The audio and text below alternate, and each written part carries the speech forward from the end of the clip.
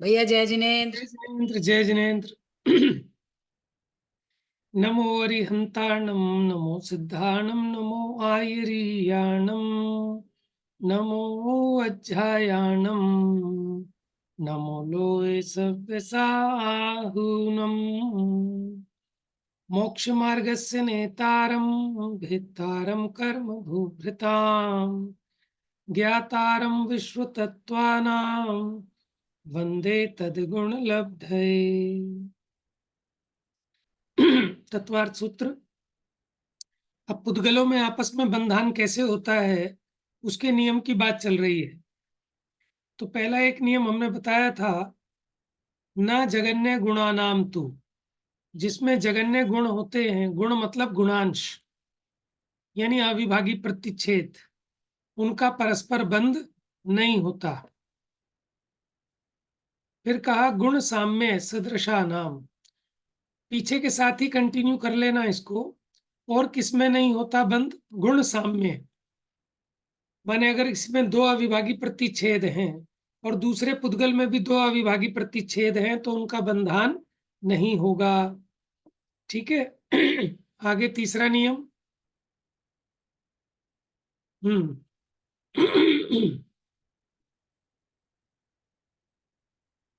अब जिनका बंध होता है वो बता रहे हैं, द्वै अधिक आदि गुणानाम तु, कि जिनमें दो की अधिकता हो, दो का डिफरेंस हो, उन्हीं में बंध होगा। ठीक है, द्वै अधिक आदि गुणानाम तु, दो अधिक आदि गुण वालों का बंध होता है। चलिए पढ़िए, कौन पढ़ेगा? मैं पढ़ू भैया। पढ़िए। द्वैधिकादि गुणानाम तु, दो अधिक गुण वालों का बंध होता है। यहाँ बंध पद की अनुवृत्ति है। दो अधिक गुणवान अविभागी प्रतिच्छेद वाले परमाणुओं के साथ बंध होता है, इससे अधिक के साथ नहीं। एक के साथ बंध का अभाव तो पहले ही सिद्ध हो गया है। आदि पद से अन्य संख्या वालों के साथ भी यही नियम समझना। इस प्रकार दो का चार के साथ, तीन का पांच के साथ, चार का छह के साथ, पांच का सात के साथ इत्यादि समान जातीय असमान जातीय परमाणुओं का बंध होता है। हाँ जी, दो गुण देखिए अब इसमें वो कहते हैं, एक का तो हमने पहले निषेध कर दिया, न जगन्य गुणानाम तू कहकर के जगन्य गुणांश वालों का आपस में बंध नहीं होता।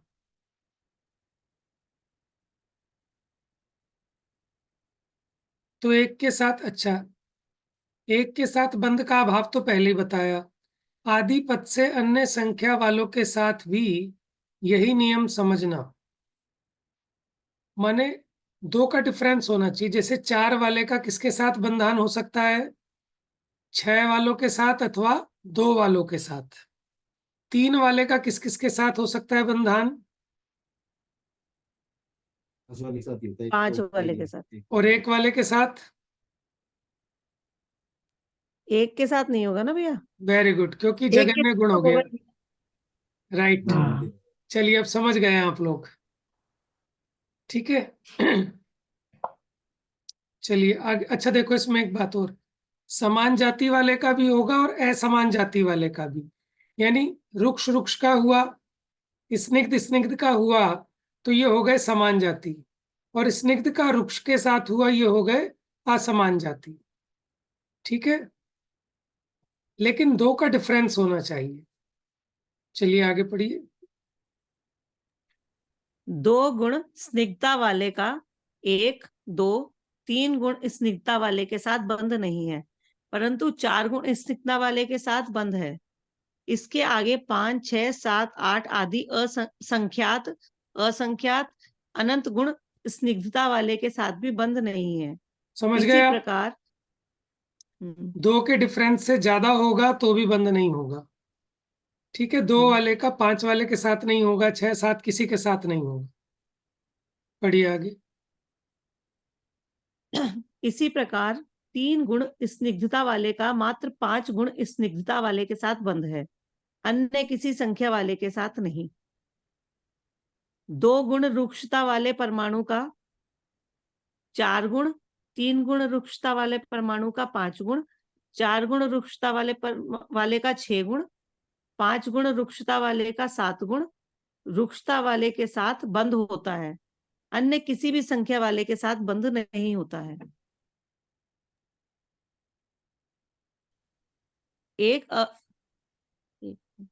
जिस प्रकार समान जाति में 2 गुण अधिक होने पर ही बंद होता है, उसी प्रकार असमान जातीय में भी लगा लेना। यहां भी 2 गुण स्निग्धता वाले का, 4 गुण रुक्षता वाले के साथ, 2 गुण रुक्षता वाले का, 4 गुण स्निग्धता वाले के साथ, 3 गुण स्निग्धता वाले का, 5 गुण रुक्षता वाले के साथ, 3 गुण रुक्षता वाले का, 5 गुण स्निग्धता वाले के साथ बंद होता है, अन्य किसी के साथ नहीं। इसी प्रकार संख्यात, असंख्यात, अनंत पर्यंत समझ लेना। एक अविभागी प्रतिच्छेद वाला परमाणु जघन्य गुण वाला कहलाता है, इसके साथ बंध नहीं है। 2, 4, 6, 8 आदि अविभागी प्रतिच्छेद सम गुण और 3, 5, 7, 9 आदि अविभागी प्रतिच्छेद विषम गुण कहलाते हैं। इन सभी में 2 गुण की अधिकता होने पर बंध हो जाता है। इस संबंध में यह एक प्राचीन सिद्धांत गाथा इस प्रकार है। निद्धस्य निद्धेन दुराह्येन, लुक्खस्य लुक्खेन दुराह्येन, निद्धस्य लुक्खेन हवेज्य बंधो, जहन वज्जो विषमो समो वा। देखिए वही नियम बताया। पढ़िए। जघन्य को छोड़कर सम या विषम संख्या वाले स्निग्ध का 2 अधिक स्निग्ध के साथ, देखिए सम या विषम किसका कह रहे हैं? 2, 4, 6 ये संख्या कहलाती है सम संख्या, जोड़े में जो होती है। 3, 5, 7, 9 आदि कहलाती है विषम संख्या। एक को तो लेना ही नहीं है। रुक्ष का 2 अधिक रुक्ष के साथ, स्निग्ध का 2 अधिक रुक्ष के साथ, या रुक्ष का 2 अधिक स्निग्ध के साथ बंद हो जाता है।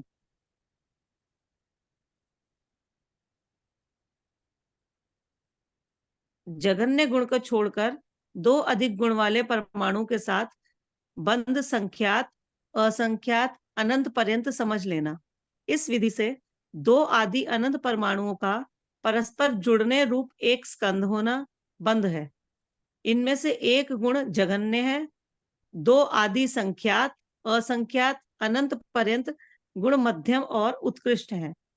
इनमें एक गुण बंध के सर्वथा अयोग्य है, उसका 2 अधिक अर्थात 3 गुण के साथ भी बंध नहीं होता है। पहले 2 सूत्रों में जो बंध का निषेध किया था उसे दूर करने के लिए इस सूत्र में तू पद का प्रयोग है, जिससे बंध की विधि ज्ञात होती है। अब शिष्य पूछता है कि 2 गुण अधिकता द्वारा पुद्गल का बंध होने के बाद उसका प्रयोजन क्या है?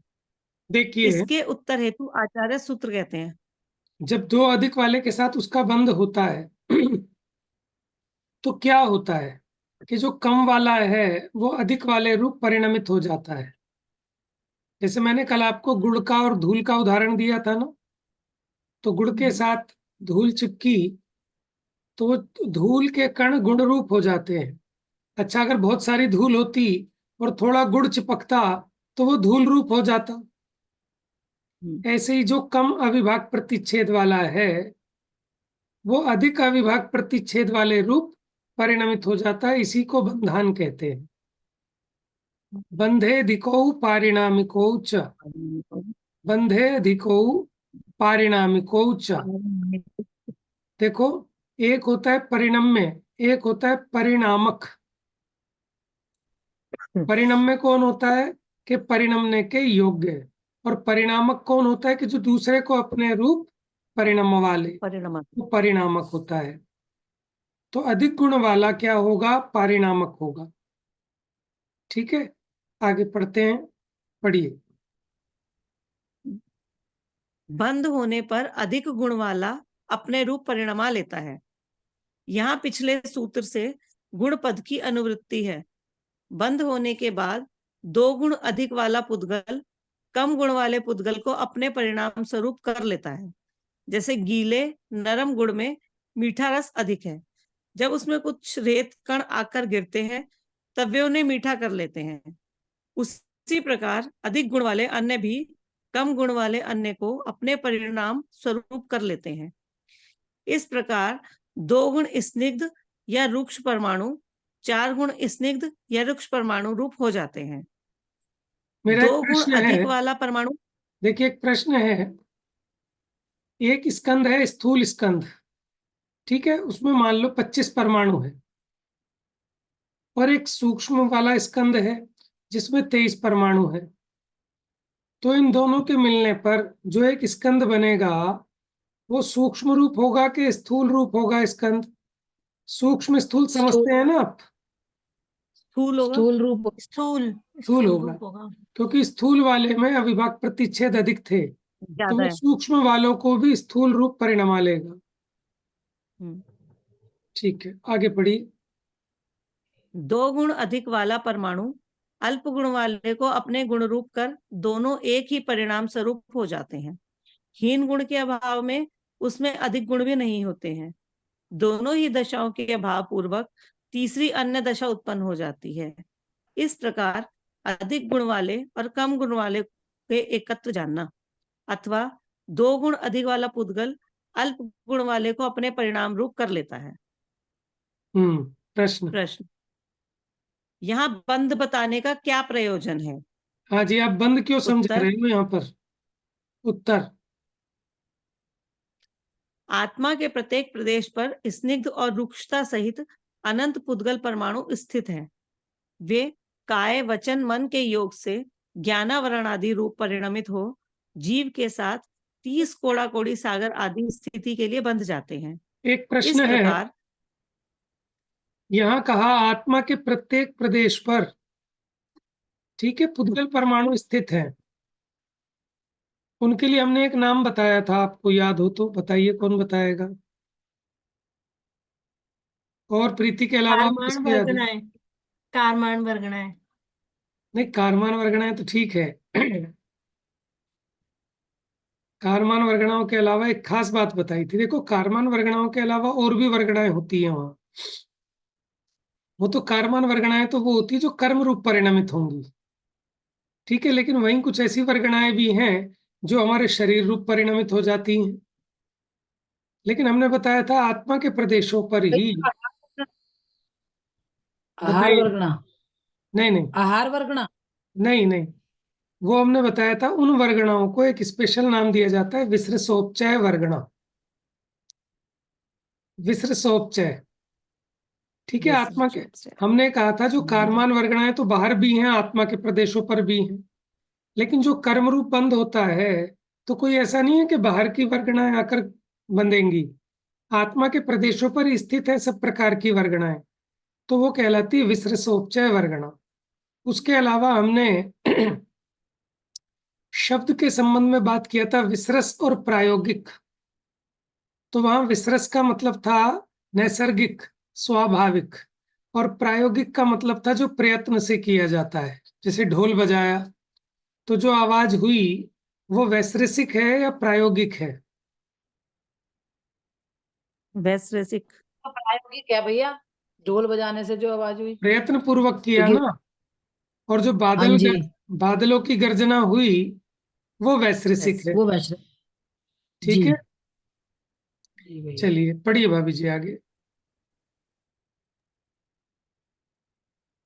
अब द्रव्य, अच्छे पढ़न था, ठीक है। इस प्रकार पुद्गल 8 कर्म के बंध रूप भी होता है और परस्पर में स्कंद रूप भी रहता है। यह ज्ञान कराना बंध वर्णन का प्रयोजन है। देखिए, ये जो पुद्गल हैं ये 8 कर्म रूप भी परिणमित होते हैं, इनका 8 कर्म रूप बंद होता है। अथवा कर्म रूप तो कारमान वर्गणाएं होंगी, उसके अलावा जैसे मानो चश्मा है तो ये भी तो बंध के द्वारा बना है ना। बहुत सारे पुद्गलों का आपस में बंधन हुआ। आपने इडली बनाई, ठीक है, रोटी बनाई, वहां भी तो पुद्गलों का बंधन हुआ है। समझ में आया ना? तो सारा का सारा ये पुद्गल ही नाचता है इस संसार में। जो कुछ आपको दिखाई दे रहा है, सुनाई दे रहा है, चखने में आ रहा है, सूंघने में आ रहा है, वो सब पुद्गल स्कंद है। ठीक है। हाँ जी। अब द्रव्य का पढ़ू भैया? अन्य लक्षण इसलिए कहते हैं क्योंकि पहले और कुछ लक्षण बताए थे पीछे आपको कि सत द्रव्य लक्षणम। उसके अलावा आप द्रव्य का अन्य लक्षण कहते हैं गुण पर्यायवत द्रव्यम। द्रव्य कैसा होता है? गुण पर्यायवत माने वान, गुण पर्यायवान होता है। कौन? द्रव्य। चलिए पढ़िए। गुण पर्यायवत द्रव्यम, द्रव्य गुण पर्याय वाला है। द्रव्य में अनेक परिणमन होने पर भी द्रव्य से पृथक नहीं होने वाली, उसके साथ ही रहने वाली उसकी सहभावी पर्याय गुण है। द्रव्य में क्रमशः पृथक पृथक स्वभाव रूप अनेक परिणाम होना पर्याय है। इन गुण और पर्यायों से सहित द्रव्य है। वे गुण और पर्याय द्रव्य से पृथक नहीं है। द्रव्य का लक्षण अन्वयी और पर्याय का लक्षण व्यतिरेकी है। द्रव्य की क्रमवर्ती अनेक पर्यायों में जोड़ रूप एक ही रहने वाला अन्वय द्रव्य है तथा पृथक पृथक स्वभाव वाले क्रमशः प्रगटतामय परिणाम व्यतिरेकी पर्याय हैं। इस संदर्भ में प्राचीन सिद्धांत की एक गाथा प्रसिद्ध है। देखिए अन्वय क्या होता है? अन्वय, अन्वय प्रत्यभिज्ञान के विषय को अन्वय कहते हैं। कल बताया था ना तद्भाव, ये वही है, ये वही है, ये वही है, इसको कहते हैं अन्वय। और ये वो नहीं है, ये वो नहीं है, इसको कहते हैं व्यतिरेक। तो अन्वय किसका विशेषण है? द्रव्य का। जो अन्वय है वो द्रव्य है और जो व्यतिरेक हैं वो पर्याय हैं। एक गाथा है, गाथा कहाँ गई? अर्थ दिया है, गाथा कहीं रह गई, पढ़िए। जिसका अर्थ इस प्रकार है। द्रव्य का विधान गुण है, बहुत गुणों का एक समुदाय रूप द्रव्य है। द्रव्य के विकार में क्रमवर्ती परिणाम रूप पर्याय है। इन गुण पर्यायों से सहित द्रव्य संयोग रूप नहीं है, तादात्म्य रूप नित्य है। देखिए अपने सुनिए सामान्य क्या कहना है, संयोग रूप नहीं है। कोई सोचे जैसे बूंदी का लड्डू बनता है ना, अलग अलग बूंदी मिला दी, तो ऐसे आत्मा में गुण मिल गए, पर्याय मिल गए तो द्रव्य बन गया। ऐसे अलग अलग नहीं है। इसीलिए इन्होंने लिखा कि गुण पर्यायों से सहित द्रव्य संयोग रूप नहीं है। कैसा है? तादात्म स्वरूप। तादात्म माने उसमयी, माने द्रव्य ही गुण पर्याय मयी है। कोई ये ना सोचे कि गुण पर्याय अलग से उसमें भरे गए हैं द्रव्य में, जैसे द्रव्य रूपी एक मटका है और उसके अंदर हमने गुण और पर्याय डाल दिए हों। ऐसा नहीं है। द्रव्य, द्रव्य कैसा है? गुण पर्याय मयी है। देखो जैसे गुणों के समुदाय को द्रव्य कहते हैं, ठीक है। आप ये बताओ विद्यार्थियों के समुदाय को क्या कहते हैं?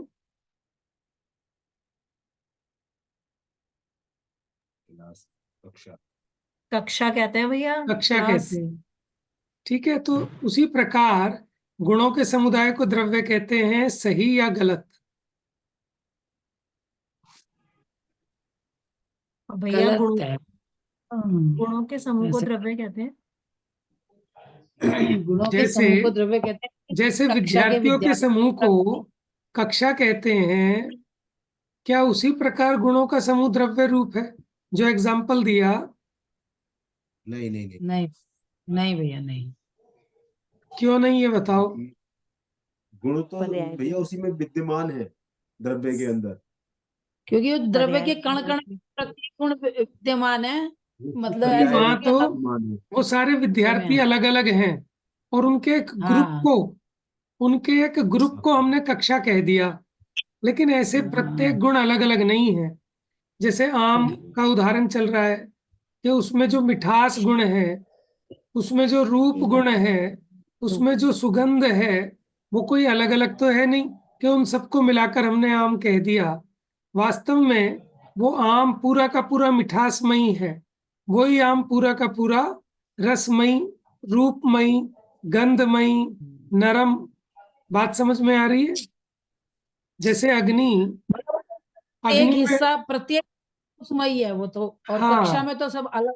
बस अग्नि में उष्णता, चलो देखो, एक होता है रसगुल्ला मीठा है, एक मिश्री मीठी है, दोनों की मिठास में डिफरेंस है।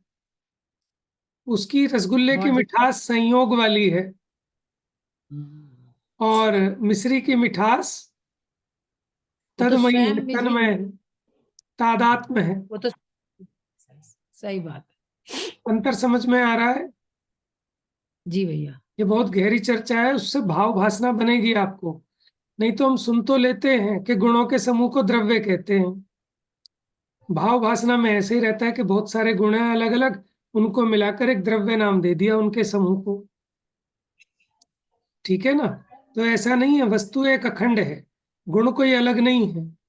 जैसे अग्नि और उष्णता कोई अलग अलग नहीं है, वो अग्नि स्वयं में उष्ण रूप है, उष्णमयी है। ठीक है, चलिए पढ़िए अब आगे। द्रव्य का विधान गुण है। बहुत गुणों का एक समुदाय रूप द्रव्य है। द्रव्य के विकार में क्रमवर्ती परिणाम रूप पर्याय है। इन गुण पर्यायों से सहित द्रव्य संयोग रूप नहीं है, तादात्म्य स्वरूप नित्य है, ये अपने अंतर समझ में सामान्य आ गया विशेष ना आप लक्षणों लोगों को को? कभी नहीं छोड़ता। जो ये कहा संयोग रूप नहीं है, तादात्म्य स्वरूप है। तादात्म्य। इसी के लिए मैंने एग्जाम्पल से समझाया। संयोग का मतलब होता है कि 10 चीजें मिलके एक चीज बन गई, और तादात्म्य मतलब होता है कि वो एक ही है, उसमयी है, वो उससे अलग अलग नहीं है। अलग अलग 10 चीजें जोड़ के हमने नहीं बनाई। देखो, ऐसी हमारे जैनियों की जो प्रतिमाएं होती हैं, वो इस वस्तु स्वरूप को भी स्पष्ट करती हैं। हमारी जो प्रतिमाएं हैं, वो जोड़ जोड़ कर नहीं बनाई जाती। एक अखंड पत्थर की प्रतिमा होती है, कचरा हटा दिया, जो शेष बचता है वो प्रतिमा है। हम ये कहते हैं कि प्रतिमा बनाई नहीं है, प्रतिमा को व्यक्त किया गया है, क्योंकि प्रतिमा तो उस पत्थर में छिपी हुई थी, कारीगर को दिखाई दे रही थी, बाकी किसी को दिखाई नहीं दे रही थी। तो कारीगर उसको देखकर उसके ऊपर जो कचरा था बारीक छेनी से हटा रहा है। बात समझ में आई? देखो, शिल्पी को वो प्रत्यक्ष दिखाई दे रही है। अगर ना दिखाई दे तो वो छेनी चलाए तो आंख ही तोड़ दे, नाक ही तोड़ दे। ठीक है, उसको नाक दिख रही है, एक एक बारीक से बारीक आईब्रो दिख रही है, तो उसको बचा बचा के वो छेनी से ऊपर का मल हटा लेता है। तो जैन दर्शन यही कहता है कि कहीं जो भगवान पना है, प्रभुता है, कहीं बाहर से नहीं आनी, वो अपना भीतर स्वरूप प्रभुतावान है। बस कचरा है राग द्वेष का, वो राग द्वेष का कचरा हटे तो ये प्रभुता प्रकट हो जाए। और अन्य मतियों में मिट्टी आदि की भी मूर्तियां बनाई जाती हैं जोड़ जोड़ कर। हमारे यहाँ कभी इस प्रकार से जोड़ जोड़ कर नहीं, वो तो खंड खंड हो गए। द्रव्य का स्वरूप ही अखंड है। अब हाथ अलग जोड़ दिया, पैर अलग जोड़ दिए, नाक अलग लाके जोड़ दी, तो वो एक नहीं रही, है ना? जबकि स्वरूप कैसा होता है कि अंश और अंशी, उनमें तादात्म्य स्वरूप होता है, संयोग नहीं। ठीक है, चलिए आगे। इन गुण पर्यायों से सहित द्रव्य संयोग रूप नहीं है। भैया, हेलो भैया। हाँ, पूछिए पूछिए। भैया लेकिन जो ये हमारा शरीर है, ये तो जुड़ जुड़ के बना है।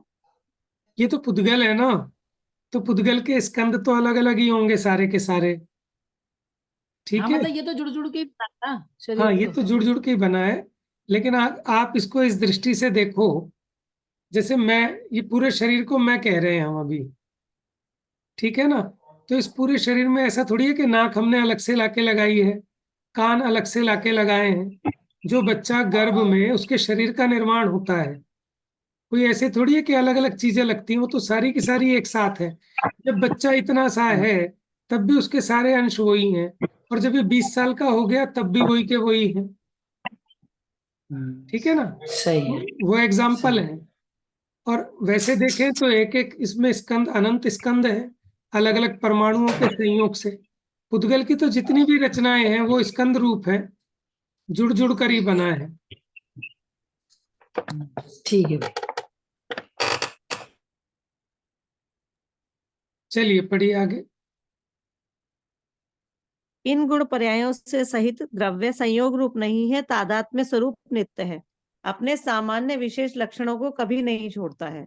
जिस कारण से विशेष रूप हो एक द्रव्य अन्य द्रव्य से पूर्णतया पृथक दिखाई देता है, उस भाव को गुण कहते हैं। हाँ जी, जैसे सुनिए सुनिए आप, ये वाला जो पैराग्राफ है ये ध्यान से समझने का है, धीरे धीरे देखो। अब वस्तु में कुछ सामान्य लक्षण होते हैं, कुछ विशेष लक्षण। सामान्य लक्षण उसको कहते हैं जो अपने अलावा सब में पाए जाए, कॉमन हो। जैसे ऐसा कौन सा लक्षण है कि जो सभी द्रव्यों में पाया जाता है? कौन बताएगा? ज्ञान गुण। नहीं, सब नहीं, द्रव्यों में कहाँ ज्ञान है? सब द्रव्य, सॉरी, वो मैं भैया जीव द्रव्य की अपेक्षा कह रही थी। सामान्य गुण है। अस्तित्व, वस्तुत्व, द्रव्यत्व, प्रमेयत्व, जैसे शेषत्व, सतपना, लघुत्व। Very good. ठीक है, वो मैं अस्तित्वपना तो वो सभी द्रव्यों में होगा, चाहे वो चेतन हो चाहे जड़ हो। तो ये तो हो गया सामान्य लक्षण, ये तो पाया ही जाएगा। जैसे हम भी इंसान हैं, आप भी इंसान हो, तो ये जो इंसान वाला लक्षण है ये तो कॉमन है सब में, हिंदू हो, मुस्लिम हो, सिख हो, ईसाई हो। ठीक है ना? ये हो गया सामान्य लक्षण। कुछ होते हैं विशेष लक्षण, जिस और विशेष लक्षण के आधार पर ही एक वस्तु को दूसरी वस्तु से भिन्न पहचाना जाता है। अगर हम में वो विशेष लक्षण नहीं होते, ठीक है ना, तो मैं और आप में कोई अंतर नहीं रहता, पहचान भी नहीं हो पाती, अलग अलग है। तो कुछ विशेष लक्षण भी हैं। तो ऐसे ही अलग अलग द्रव्यों को जिन विशेष लक्षणों के आधार पर भिन्न भिन्न पहचाना जाता है, उन विशेष लक्षणों को क्या कहा? गुण कहा। क्या कहा? गुण। क्योंकि उसी के द्वारा पहचान होगी कि ये जीव है कि पुद्गल है कि धर्म है। ठीक है, पढ़िए भाभी जी, अब पढ़िए। जिस कारण से विशेष रूप हो एक द्रव्य अन्य द्रव्य से पूर्णतया पृथक दिखाई देता है, उस भाव को गुण कहते हैं। जैसे जीव द्रव्य अपने चेतना गुण के द्वारा अन्य द्रव्य से पूर्णतः पृथक प्रकट होता है, इसी प्रकार अन्य द्रव्यों के भी पृथक पृथक विशेष गुण हैं। गुणों से ही द्रव्य की विधि है। जो अपने गुण पर्यायों को द्रव्य उनमें व्यापे वह द्रव्य है। देखो, जो अपने गुण पर्यायों में द्रव्य माने उनमें पसरे, बहे, उनमें व्याप्त हो, ठीक है, वो द्रव्य है। ठीक है, जैसे देखो, जो आम की मिठास है उसमें आम व्याप रहा है, जो आम का रूप है पीला उसमें आम व्याप रहा है, नहीं तो वहां आम ना पाया जाए। ठीक है ना, आम उससे अलग तो कुछ है नहीं, आम उसमें व्याप रहा है। तो जैसे आपको आम में समझ में आ रहा है, ऐसे ही आत्मा में भी समझना चाहिए। नहीं तो वहां गड़बड़ क्या होती है, लोग सोचते द्रव्य तो है अंदर भीतर और ये ऊपर ऊपर पर्याय हैं। ठीक है ना?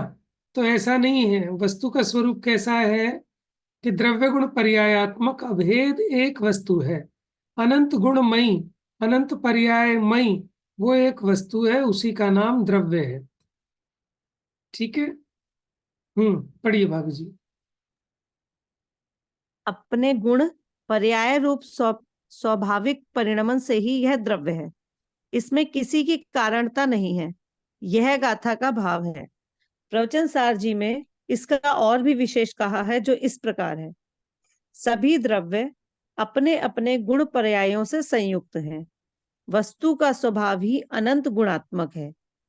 द्रव्य के गुण अपने परिणमन स्वभाव से पर्याय रूप प्रवर्तते हैं।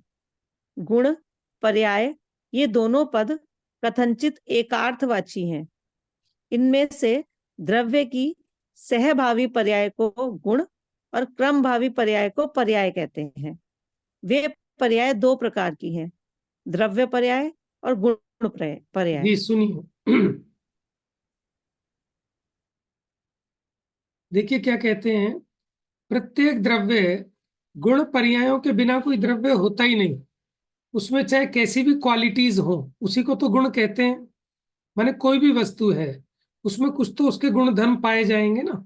जैसे मानो ये चश्मे की डिब्बी है, तो इसमें अपने कुछ गुण धर्म है, या तो सॉफ्ट होगी या हार्ड होगी, नीली होगी या पीली होगी। बात समझ में आ रही है? तो नीली और पीली से इसका गुण पता लगता है, ठीक है। हार्ड और सॉफ्ट से इसकी क्वालिटी पता लगती है कि थोड़ा अच्छी क्वालिटी का दिखाओ भैया, कि देखो बहन जी और ज्यादा सॉफ्ट है, ये थोड़ा महंगा पड़ेगा, ठीक है। इसमें अगर आपको व्हाइट कलर चाहिए तो वो थोड़ा सा और महंगा हो जाएगा। तो आपको कैसे पता चल रहा है? कोई भी वस्तु है वो बिना गुण पर्याय के नहीं है। और ये जितना आपको दिखाई दे रहा है, नीला पीला सॉफ्ट हार्ड, ये सब क्या है? पर्याय हैं, ठीक है। पर्याय और गुण में क्या डिफरेंस है? पर्याय कहते हैं गुणों के कार्य को।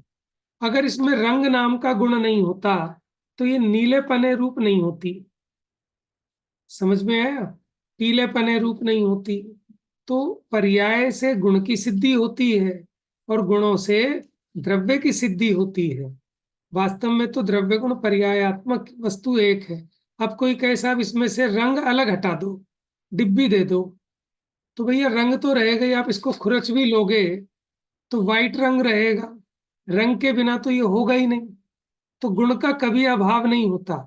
हाँ, ये नीले से पीला हो सकता है, सफेद हो सकता है, तो इसको कहते हैं पर्याय तो उत्पन्न नष्ट होती है, लेकिन वो रंग नाम का गुण तो सदा ही रहेगा, समझ में है? और ये द्रव्य भी रहेगा। अब ये तो स्थूल उदाहरण है, वास्तव में ये द्रव्य है, गुण है कि पर्याय है? चश्मे की डिब्बी, बताइए, ये द्रव्य है, गुण है कि पर्याय है? भैया ये तो पूरा द्रव्य गुण पर्याय का मेल है। अच्छा, और बताइए। द्रव्य ये पर्याय है पूरा भैया पुद्गल की। द्रव्य गुण और पर्याय वाला ही तो होता है भैया, ठीक है, द्रव्य गुण पर्याय अभी वाला ही तो होता है। अभी स्पष्ट करते हैं। और बताओ प्रीति, बताओ क्या है? भैया द्रव्य ही है, उसकी और एक पर्याय बताइए। है द्रव्य की। हाँ, और बताइए भाई, जो वीडियो जिनके म्यूट हैं वो भी अगर बताना चाहें तो बता सकते हैं। भैया द्रव्य है जो गुण और पर्याय सहित है। नहीं, अभी नहीं। और बताइए। देखो शालू ने सही बताया, ये पर्याय है। क्यों? कौन से द्रव्य की पर्याय है ये? उद्गल पुद्गल द्रव्य की। उद्गल द्रव्य की पर्याय। यद्यपि किसी अपेक्षा आप लोगों के सभी के आंसर ठीक हैं, लेकिन अभी हम जिस अपेक्षा पूछ रहे थे ना, क्योंकि स्कंद पर्याय होती है, ये पुद्गलों का स्कंद है, इसमें अनंतानंत परमाणु है। और जो द्रव्य है ना, वो तो एक पुद्गल परमाणु को द्रव्य कहते हैं। इसमें अनंत द्रव्य है। क्या है इसमें? अनंत पुद्गल द्रव्य है। और उनसे आपस में जो उनके मेल से बनी वो स्कंद रूप पर्याय है। तो ये जो चश्मे की डिब्बी है, ये स्कंद रूप पर्याय है। बात कुछ समझ में आ रही है? पुद्गल द्रव्य क्या है? एक शुद्ध पुद्गल परमाणु, वो द्रव्य है, ठीक है। यद्यपि तो जहां भैया भी फिर पर्याय होगी, तो भैया फिर तो जितनी भी चीजें दिख रही हैं हमें वो सब पर्याय ही हैं। राइट, बिल्कुल एग्जैक्टली। क्योंकि आपको गुण दिखता नहीं, द्रव्य दिखता नहीं, वो कैसे दिखता है? वो पर्यायों के माध्यम से दिखता है। देखिए, मैं ये कहता हूं कि मैं बहुत अच्छा सिंगर हूं, आपको कैसे पता चलेगा? मेरे माथे पे थोड़ी लिखा होगा कि मैं सिंगर हूं। मेरे में सिंगिंग का गुण है, कैसे पता चलेगा बताओ? मैं कहीं गाना जब आप गाऊं, गाओगे, है ना, जब आप तो उस गाओगे गाना वो कार्य रूप परिणमित होगा, तब आपको उसकी क्वालिटी पता चलेगी। बात समझ में आ रही है? कोई कहे कि साहब मैं विद्वान हूं, अब कैसे पता चलेगा विद्वान है? वक्ता, वो चर्चा करेगा। जब वो चर्चा करेगा, उसके बिना तो गुण पता ही नहीं चलेगा ना। कोई कहे साहब मैं बहुत सरल परिणामी हूं, कब? कि जब आप उससे लेन देन करें, आपका काम पड़े। तो जब तक कोई कार्य रूप परिणमित नहीं होता, क्रिया रूप नहीं होता, तब तक उसके गुण कैसे पता चलेंगे? इसीलिए गुणों के कार्य को पर्याय कहते हैं, ठीक है। गुणों के कार्य को पर्याय कहते हैं। तो उसको देखकर हमें गुण पता लगते हैं। जैसे हमने किसी व्यक्ति को देखा, अरे इसमें तो इसे सिंगिंग भी आती है, ये तो बहुत अच्छा सिंगर है, यानी इसमें एक गुण पता लग गया इसका। अरे इसने तो फटाफट मकान का नक्शा बना दिया, ये तो आर्किटेक्चर भी है। तो ऐसे ऐसे उसके गुण पता चलेंगे तो आपको उस व्यक्ति का निर्णय हो जाएगा पूरा, अरे ये तो बहुत गुणों का खजाना है। लेकिन उसका सिंगिंग गुण कहीं अलग रहता हो, ठीक है, और आर्किटेक्चरशिप वाला गुण कहीं अलग रहता हो, और उसका जो वक्तृत्व गुण है, स्पीकिंग, वो कहीं अलग हो गुण, ऐसा तो नहीं है। उन सब गुणों से तो वो अभेद है। उन गुणों के द्वारा उस वस्तु की पहचान की जाती है। ठीक है, कुछ कुछ धीरे धीरे वो क्लैरिटी बनेगी उस कंसेप्ट की, क्योंकि ये विषय थोड़ा सूक्ष्म है, द्रव्य गुण पर्याय वाला। ठीक है, और कोई प्रश्न किसी का? भैया हम इसे पर्याय कहेंगे, सबको पर्याय कहेंगे, फिर पुद्गल किसे कहेंगे ऐसे तो? हाँ, पुद्गल होता है एक शुद्ध पुद्गल, परमाणु जो होता है ना वो पुद्गल है एक्चुअल में। ये उन पुद्गल की पर्याय है। हम कह देते इसको भी पुद्गल ही कहते हैं, सबको कहते तो सबको हाँ पुद्गल है, लेकिन ये पुद्गल की पर्याय है। देखो हाँ, अभी आगे एक्चुअल में विषय पुद्गल आएगा। की पर्याय है, पर पुद्गल कहना गलत तो नहीं है ना? नहीं, गलत नहीं है, गलत नहीं पुद्गल की है। पर्याय तो है। हाँ हाँ देखो, जहां भी ठीक है। पर्याय होगी वहां द्रव्य गुण तो होंगे ही होंगे, बिना द्रव्य गुण के पर्याय तो होगी नहीं। बात समझ में आ रही है? मेरे तो पूछने का सिर्फ उद्देश्य ये था कि ये स्कंद रूप पर्याय है। जब दो या दो से अधिक पुद्गलों का आपस में बंधान होता है तो उसको कहते हैं स्कंद पर्याय। अभी इसमें आगे चलेगा। देखो, पर्याय दो प्रकार की होती है, एक द्रव्य पर्याय और एक गुण पर्याय। तो हम गुण पर्याय को तो समझते हैं, लेकिन द्रव्य पर्याय को नहीं समझते। तो अब मेरा प्रश्न है, ये चश्मे की डिब्बी, ये द्रव्य पर्याय है कि गुण पर्याय है? अब बताओ। ये द्रव्य भैया गुण पर्याय है। पर्याय।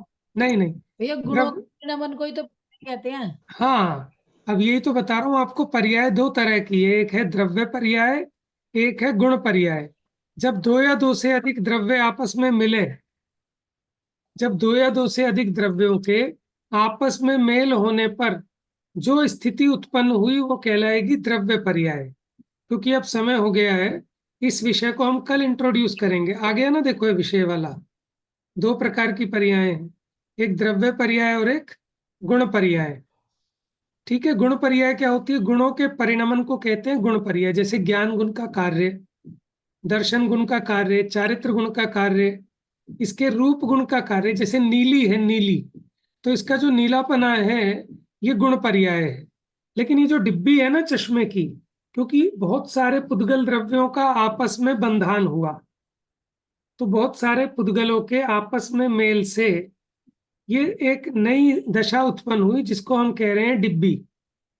तो ये कहलाएगी द्रव्य पर्याय। ठीक है, तो जो स्कंद है वो द्रव्य पर्याय है। लेकिन अगर आप उसको इस सेंस में देखो कि मीठा है, तो ये उसके रस गुण की पर्याय है, इसलिए वो कहलाएगी गुण पर्याय। मीठा, खट्टा, कड़वा, कषायला, चरपरा, ये पुद्गल की गुण पर्याय हैं। हल्का, भारी, रूखा, चिकना, कड़ा, नरम, ये पुद्गल के स्पर्श गुण की पर्याय हैं। ठीक है, लेकिन चश्मा, टेबल, कंप्यूटर, लैंप, चेयर, ये सब क्या है? पुद्गल की द्रव्य पर्याय हैं। चलो मैं आपसे पूछूं, जैसे जो लैपटॉप है, ये पुद्गल के कौन से गुण की पर्याय कहोगे इसको आप? द्रव्य लैपटॉप पर्याय को? कहेंगे। द्रव्य पर्याय। स्पर्श, नहीं, खाली इसमें स्पर्श स्पर्श गुण। ही है कि आप चक्के देखो, इसमें कोई ना कोई तो टेस्ट होगा ना इसका। हाँ सही है, आप, रंग भी है। हाँ, गुण पर्याय है ना, स्पर्श रस गंध वर्ण सब कुछ है इसमें। सब कुछ होगा, उसके बिना भैया तो होगा ही नहीं आपने पुद्गल। बताया कि अगर एक गुण है तो सारे ही गुण होंगे, स्पर्श है राइट, तो बिल्कुल होंगे। रस वर्ण भी। हाँ, लेकिन अभी मुख्यतः किस चीज की है कि बहुत सारे पुद्गल परमाणु आपस में जुड़कर ये एक लैपटॉप रूप संरचना हुई, तो इसलिए कहलाएगी द्रव्य पर्याय। अभी हम, मीटिंग कभी भी कंप्लीट हो सकती है, तो इस विषय को हम कल इंट्रोड्यूस करेंगे। एक्चुअल में क्या होता है कि ये विषय पूरा का पूरा प्रवचन सार